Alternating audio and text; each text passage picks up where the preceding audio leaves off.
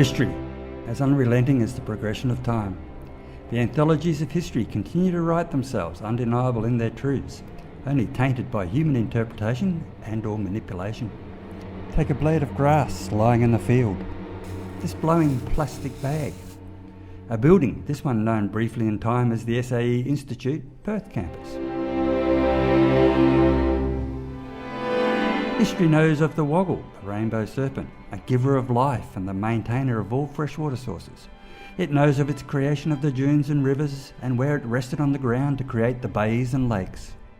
Today our investigation takes us to question the existence of this parcel of land sitting virtually unused by humans in this commercial district. As we delve deeper, we learn of a foreign identity forced upon it, that of number 90 Rose Street, Northbridge.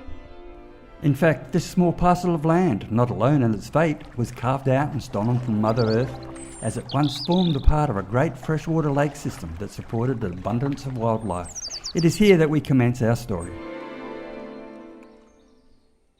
1829 saw the settlement of the Swan River by European settlers, and their insatiable demand for land and resources saw the growth of the city of Perth over the next 80 years.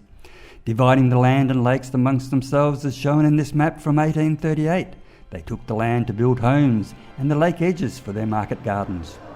Roads were created to include an extension of the Rose Street, and further occupation took place.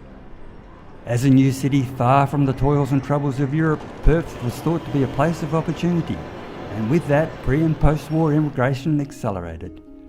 From 1922, history saw a Greek family arrive over time, and they began building their own Australian future by establishing a small cigarette and tobacco business. This family was the Michaelides family, and it was they who, upon the resumption of the land and development of the road systems, went on to build a small tobacco factory. Continued expansion and growth of the factory occurred until 1959, when the removal of import tariffs on tobacco saw the Michaelides unable to compete with the major British and American companies.